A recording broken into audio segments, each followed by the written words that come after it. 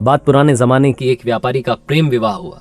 उनकी love story की लोग मिसाल देते थे। वो कपल शानदार कपल के नाम से जाना जाता था। लोग कहते थे कि प्यार हो तो ऐसा हो। हर किसी को उनके एक ट्रेडिशन के बारे में मालूम था।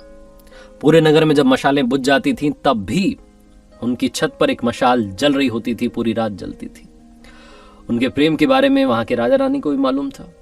एक दिन राजमहल की छत पर खड़े होकर के राजा साहब अपनी रानी के साथ में आकाश निहार रहे थे, चांद तारे देख रहे थे। उसके बाद में नीचे अपने नगर को देखा। अंधेरा था, लेकिन एक मकान की छत पर मशाल जल रही थी। दोनों ने एक दूसरे को निहारा। उसके बाद में चर्चा शुरू हुई।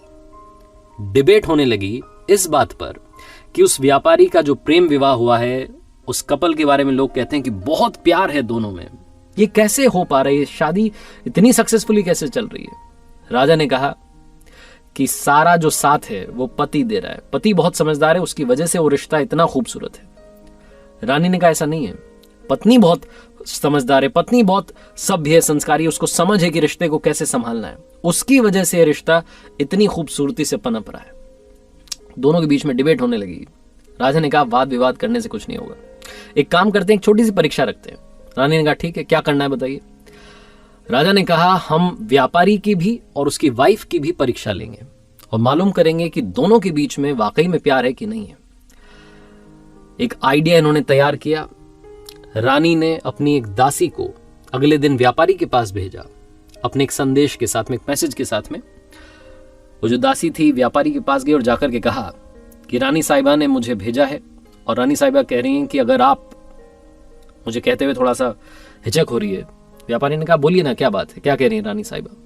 तो दासी ने कहा कि रानी साहिबा कह रही हैं कि अगर आप अपनी पत्नी की हत्या कर दें तो रानी जी आपसे शादी करने के लिए तैयार हैं।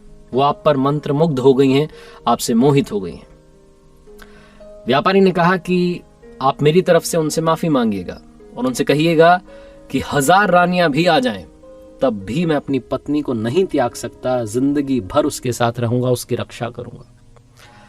वो दासी ये मैसेज लेकर के वापस रानी के पास आई। अब की बार जो थी बारी वो राजा की थी और अब टेस्ट होना था उस व्यापारी की पत्नी का। राजा ने एक नौकर को वहां भिजवाया, एक संदेश उसके साथ में भिजवाया। नौकर ने जाकर के उस व्यापारी की पत्नी को कहा उसी दिन उसके घर पहुंच करके कि एक संदेश राजा साहब ने भिजवाया है और वो कह रहे हैं कि अगर आप अपने पति की हत्या कर दें तो राजा साहब आपसे विवाह कर लेंगे और आपको हमारे राज्य की रानी घोषित कर देंगे। जो व्यापारी की पत्नी थी उसने कहा कि आज रात में 2 से 3 बजे के बीच में हमारे घर की छत पर जो मशाल जलती रहती है वो बुझ जाएगी और जब वो बुझ जाए तो समझ जाइएगा कि मैंने अपने पति की हत्या कर दी है। मैं राजा साहब का ये जो प्रस्ताव है इसे मानने के लिए तैयार हूं। नौकर ये मैसेज लेकर के दौड़ करके राजमहल गया, राजा को बताया कि वो व्यापारी की पत्नी आपका प्रस्ताव स्वीकार कर चुकी है और आज रात में वो अपने पति की हत्या कर देगी, उसने कह दिया है। राजा ने फटाफट से अपने सैनिकों की एक टुकड़ी तैयार की और कहा कि देखिए हमें बचाव के लिए तैयार रहना है। जैसे वो मशाल बुझेगी फटाफट से उस व्यापारी घर में जाना है, उसको बचाना है, उसकी जान बचानी है। सबने कहा ठीक है। राजा राजमहल की छत पर चढ़ा, रानी भी साथ में थी। दोनों देख रहे थे कि क्या वाकई में वहां मशाल बुझेगी या नहीं बुझेगी।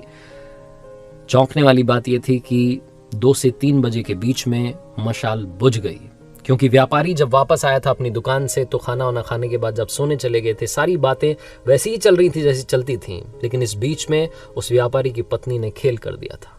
व्यापारी की पत्नी ने एक फांसी का फंदा तैयार किया था और 2 से 3 बजे के बीच में अपने पति को ही फांसी पर लटका दिया था। जैसे ही वो मशाल बुझी, राजा के सैनिक दौड़ करके उस व्यापारी के घर में गए। व्यापारी की पत्नी को तो गिरफ्तार कर लिया, लेकिन उस व्यापारी की जान को नहीं बचा सके। उस रात राजा को नींद नहीं आई। अगली सुबह उसका दिमाग गर्म था, गुस्से में था। खुद से उसको गुस्सा आ रहा था कि ये क्या हो गया। उसे महिलाओं को देखने का मन नहीं कर रहा था, उसे नारी से नफरत हो गई थी। उसे लग रहा था कि ये क्या धोखेबाजी हुई है, ऐसा नहीं होना चाहिए था। बहुत गुस्से में था। जो उनके राज्य का सबसे बुद्धिमान मंत्री था, जो सबसे बड़ा मंत्री था, उसको बुलाया और कहा कि सुनो, अभी जंगल में जा रहा हूं शिकार के लिए, वापस आऊंगा शाम में, तब तक हमारे नगर में जितनी महिलाएं हैं सबके गले कटवा दो, सबको फांसी पर लटकवा दो, ये मेरा आदेश है और आपको मानना होगा। राजा को पता नहीं क्या हो गया। राजा घोड़े पर सवार होकर के जंगल की तरफ निकल गया। यहां मंत्री के होश उड़ गए। उसे समझ नहीं आया कि क्या हो रहा है। राजा साहब ने क्या उलूल जुलूल सा आदेश दे दिया। उन्हें महिलाओं से नफरत हो गई है। मंत्री अपने बूढ़े पिता के पास गया जो कि एक वक्त में उस राज्य का मंत्री था, और जाकर के कहा कि पिताजी, राजा पागल हो गया है। राजा कह रहा है कि जितनी भी नारियां हैं, जितनी महिलाएं हैं, उन्हें खत्म कर दो। उसे नारी जाति से नफरत हो गई। वो जो बूढ़ा पिता था उस मंत्री का, उन्होंने कहा कि बेटा एक काम करो, सबसे पहले तो तुम छुप जाओ, क्योंकि राजा आएगा तो गुस्सा तुम पर निकालेगा। मैं उससे बात कर लूंगा, तुम परेशान मत होना। शाम में राजा वापस आया और आकर के देखता है कि उसके नगर में वैसे ही महिलाएं घूम रही हैं। उसका गुस्सा और बढ़ गया। अपने राजमहल में मंत्री को ढूंढा, नहीं मिला तो उसके घर पहुंचा। घर जाकर के पूछा तो मालूम चला कि मंत्री वहां नहीं था। वहां था उस मंत्री का बूढ़ा पिता। उस मंत्री के बूढ़े पिता के पास राजा गया। उस मंत्री के बूढ़े पिता ने कहा, राजा साहब की जयकार हो। राजा साहब कैसे आना हुआ? राजा तो गुस्से में भरा हुआ था। उसने बोला कि तुम्हारा बेटा कहां गया? उसको मैंने एक आदेश दिया था, उसने माना नहीं। अब मैं उसका गला सबसे पहले कटवाऊंगा, मुझे उससे नफरत हो रही है। मंत्री के बूढ़े पिता ने राजा से कहा कि मुझे मालूम है आप क्यों परेशान हैं। आपके एक फैसले की वजह से एक व्यक्ति की जान चली गई और आपके सामने जो आपको लगता था कि प्यार वाला रिश्ता है, वो धोखेबाजी वाला रिश्ता निकला है। आप वो जो धोखा मिला है उससे परेशान हैं। इस बात से आपको अंदर ही अंदर इस बात ने इतना परेशान कर दिया है कि आप सारी नारियों को खत्म करना चाहते हैं। लेकिन राजा साहब, आपका आदेश माना जाए उससे पहले, क्योंकि मैं आपके पिताजी के राजपाट जब उनका था उस वक्त में मंत्री था, तो मेरी एक छोटी सी बात सुन लीजिए। कहानी मैं आपको सुना देता हूं, आपको सब समझ में आ जाएगा। राजा ने कहा, सुनाइए फटाफट से, क्या बात है आपके पास?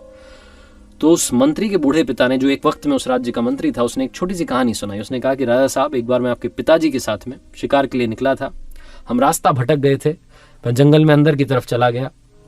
मुझे बाहर निकलने का रास्ता नहीं मिल रहा था। तभी मैंने देखा कि एक योद्धा अपने घोड़े पर सवार होकर के आया। उसने रस्सी मुझ पर फेंकी और मुझे बांध करके अपने साथ ले गया।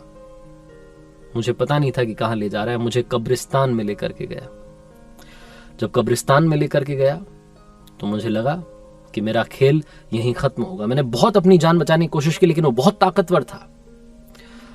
एक कब्र के पास में, उस कब्र के ठीक नीचे की तरफ, उसने एक गड्ढा खोदना शुरू किया और मुझसे कहा कि चुपचाप मेरा साथ दो। हमने मिलकर के वहां 2 कब्रें खोदी।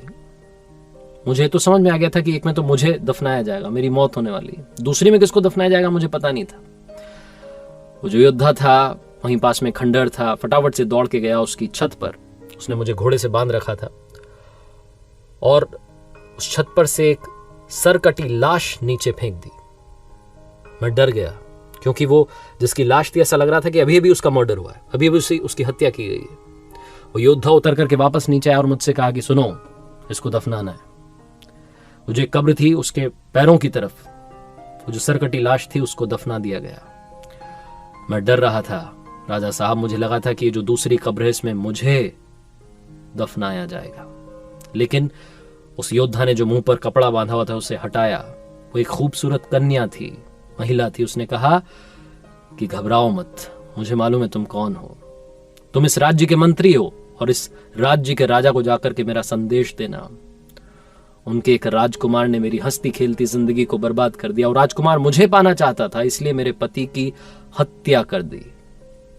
ये मेरे पति की कब्र है, जिसके नीचे एक और कब्र मैंने खोदी है, और ये जो लाश है, ये उसी राजकुमार की लाश है जिसे हमने दफना दिया है। और उसके बाद वो बोलती चली गई कि अब मैं अपना गला काट रही हूं, मैं अपनी जान दे रही हूं, मैं अपने पति के पास वाली कब्र में जिंदगी भर आजीवन, जब तक नामो निशा रहे हम दोनों का, तब तक के लिए दफन होना चाहती हूं। ये जिंदगी खत्म करना चाहती हूं। अगली जिंदगी में भी जहां मिले हम साथ रहें, इसी तमन्ना के साथ में पास में दफन होना चाहती हूं। मुझे दफन कर दीजिएगा। और ये बोल करके उसने अपना गला काट दिया। राजा साहब, उस दिन मुझे समझ में आया कि सच्चा प्यार क्या होता है। उस महिला ने जो अपनी जिंदगी कुर्बान कर दी अपने पति के लिए, उसने मुझे सिखाया कि सच्चा प्यार क्या होता है। आप इस बात से परेशान हैं कि वो जो व्यापारी, उसकी पत्नी ने उसे धोखा दे दिया। आप इस महिला के बारे में सोचिए जिसने अपने पति के लिए अपनी भी जान दे दी। सिर्फ एक महिला की धोखेबाजी की वजह से आप सारी महिलाओं को कहां फांसी पर लटकाने के लिए चले थे? अपने फैसले को बदलिए। राजा को समझ में आ गया। कहानी बहुत छोटी है लेकिन हम सब के लिए बहुत इंपॉर्टेंट मैसेज लेकर के आई है।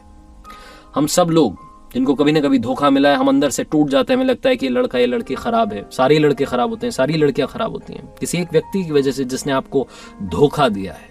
बाकियों को भी उसी तराजू में तौलना बंद कीजिए। जिंदगी में हमेशा हमेशा याद रखिए कि अगर बुरे लोग इस दुनिया में हैं तो अच्छे लोग भी इस दुनिया में हैं। और अगर आपका एक रिश्ता टूट गया, आपको एक जगह से धोखा मिला है, इसका मतलब ये नहीं है कि आपको हमेशा ही धोखा मिलेगा। जिंदगी में प्यार जरूर मिलेगा, ये विश्वास रखिए। और अगर आपको प्यार मिल जाए तो प्यार करो इतना कि दुनिया करना चाहे आपके जितना।